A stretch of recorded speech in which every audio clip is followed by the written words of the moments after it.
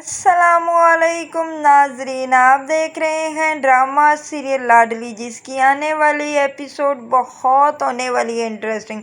आप देखेंगे कि नाजो तो किसी को भी नहीं बख्शती। उसने तो अब सुंदस के पीछे हाथ धोकर पड़ गई और कहती है कि सुंदस, तुम्हें मैं इस घर से निकाल कर ही छोड़ूंगी। आप देखेंगे कि सुंदस से बस इतनी सी गलती होती है कि वो जब आती है ड्राइंग रूम में तो आगे से नाजो आ रही होती है और वो नाज़ो से पूछती है कि नाज़ो, तुम अभी तक यहाँ ही हो। तो इस पर नाज़ो कहती है कि इसका क्या मतलब है, तुमने मुझसे ऐसे क्यों सवाल किया कि मैं अभी तक यहाँ ही हूँ। तब वो कहती है कि इसका ये मतलब है, मैं समझ रही थी कि तुम हॉस्पिटल में हो शायद, क्योंकि तुम जानती नहीं हो कि रोहान की अम्मी हॉस्पिटल में है। रोहान ने हमें कॉल की थी, मैंने समझा कि तुम वहाँ पर चली गई। इस पर आगे से बोल पड़ती है नाज़ो कि हाँ, अगर तो आप तुम मेरे भाइयों को अपनी तरफ करके माइल नहीं हुई, अब मेरे शोर को भी अपनी तरफ कर रही हो। तो इस पर आगे से सुंदस बोलती है कि नाज़ो, अपनी ज़ुबान संभाल कर बात करो। मैं तुम्हारी भाभी मरियम नहीं हूँ कि जैसे भी तुम उस पर इल्ज़ामात तराशोगी वो तुम्हारे चुप करके सह जाएगी। मैं तुम जानती हो कि मैं तुम्हें एक के बदले दो जवाब दूंगी और मेरे से इंदा से तमीज़ से बात करो। एक बात याद रखना कि मैं तुम्हारी बड़ी भाभी हूँ, मुझसे ऐसे बदतमीज़ी के लहजे में बात मत करना। और दूसरी बात, मैं जैसे तुमसे सीधी बात पूछ रही हूँ तो मुझे सीधा ही जवाब दो। इस पर वो कहती है कि तुम कौन होती हो मुझसे सीधी बात पूछने वाली या सीधा जवाब लेने वाली। मैं अभी तुम देखना तुम्हारे साथ करती क्यों हूँ। तुम्हारी जरूरत कैसी हुई कि तुम मेरे मियाँ के ऊपर डोरे डालो। अभी ये बातें ही कर रही होती है तो ऊपर से उमर आ जाता है और उमर कहता है कि ये क्या हो रहा है। तो तब वो कहती है सुंदर के बारे में नाज़ो कहती है कि भाई ये देखिए ना, मुझे क्या कह रही है कि मुझ पर इल्ज़ाम लगा रही है और ये कह रही है कि मेरे आपसे मेरे भाई हैं और आप मेरी ही बातें मानती है क्योंकि मैं घर में फसाद हूँ। इस पर वो कहती है कि बस करो ना, तो मैं ऐसा कभी भी नहीं कहा। तो इस पर उमर कहता है कि भाभी हो तो भाभी बनकर रहो, मेरे मामलात में मत दखल अंदाजी करो। वो कहता है कि तुम्हें अरसल ही मुबारक हो क्योंकि अरसल आजकल जोड़ का गुलाम बना हुआ है।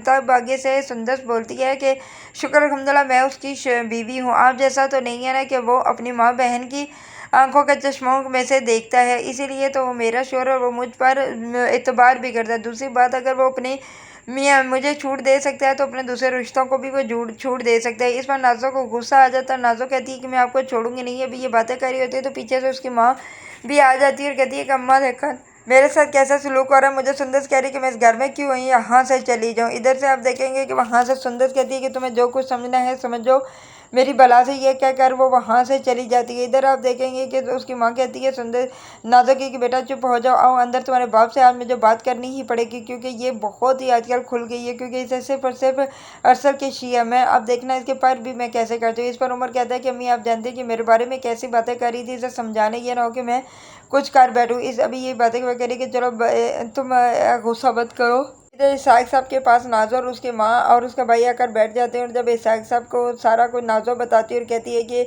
आप जानते हैं बाबा, आज मुझे सुंदर साहब ने क्या कहा था। सुंदर साहब ने मुझे कहा कि मैं इस घर में से निकल जाऊँ, आज के बाद मैंने फैसला किया मैं इस घर में नहीं आऊँगी। इस पर आगे से इसाक साहब कहते हैं कि कैसी बातें कर रही हो बेटा, ये तुम्हारा घर है और तुम क्यों कह रही हो कि मैं इस घर में नहीं आऊँगी। वो कहती है कि मुझे सुंदर से नहीं कहा है कि मैं इधर इस घर में ना हूँ, अगर आप को नहीं सुंदर साहब को बुलाकर पूछ रहे। इस पर आगे से साग साहब कहते हैं कि अच्छा बस करो, हुआ क्या है, मुझे कुछ समझ नहीं आ रही। सुंदर के बारे में क्या बातें कर रही हो, अगर तुम्हें नाज़ो कुछ कहना है तो सही तरीके से बताओ। तब नाज़ो बताती है कि अब आपको पता है कि आज फ़ोन आया था रोहान का सुंदर साफी को और वो मुझे कह रही थी कि तुम हॉस्पिटल नहीं गई क्योंकि रोहान की अम्मी हॉस्पिटल में है। तब वहाँ पर इसहाक साहब अपनी बेटी को रोक लेते हैं और कहते हैं कि क्या मतलब है, रोहान की माँ हॉस्पिटल में और तुम यहाँ पर बैठी हुई। कहती है कि मुझे भी नहीं पता, मुझे कॉल नहीं कि वो सुंदर साफी को कॉल किया वही बता रही थी। इस पर वो कहता है कि चलो आप सबसे रोहान की माँ को देखने हॉस्पिटल चलेंगे। तो वहाँ पर नाज़ो कहते हैं कि नहीं, मैं कहीं भी नहीं जाऊँगी जब तक आप सुंदर को बुलाकर डांटते नहीं है। इस पर वो कहता है कि मैं डांट दूँगा तो, लेकिन उसकी माँ कहती है कि ये सही कह रही है,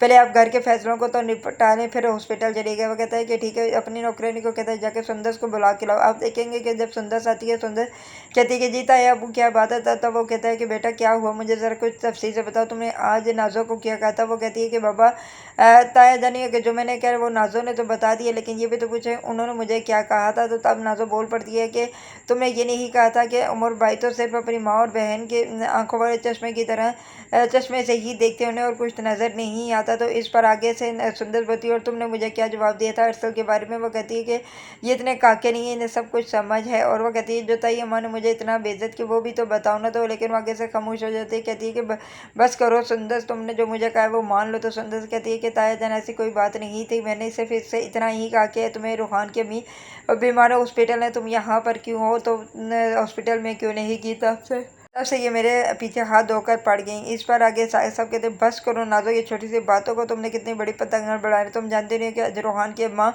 हॉस्पिटल में, हमें हॉस्पिटल जाना चाहिए। इधर आप देखेंगे कि वो सबको लेकर हॉस्पिटल पहुंच जाती है। जब वहाँ पर जाती है तो पता चलता है कि उसकी माँ का ऑपरेशन, और वो भी उसके लिए 32 से 35 लाख रुपया ज़रूरत है। ये सब देखने जब वहाँ पर नाजो की माँ उसको बोलती है कि बेटा की इतनी बड़ी रकम कहाँ से लाएगा और कैसे इसकी माँ की ऑपरेशन को। कहती है कि मुझे अभी नहीं पता, लेकिन एक बात याद आई है, आप अब्बू को कहीं कुछ पैसे ज़रूर दे दें ताकि वो उनकी आंखें नीचे रहें और आपकी बेटी खुश रहेगी। इस पर उसकी माँ कहती है कि बेटा तुम तो बिल्कुल ठीक कह रही हो। वो साग साहब को बुलाती है और कहती है कि साहब साहब मुझे पता है, मैं जहाँ तक मैं जानती हूँ कि रोहान के पास कुछ भी नहीं है, आप थोड़ी सी इसकी मदद कर दें ताकि इसकी माँ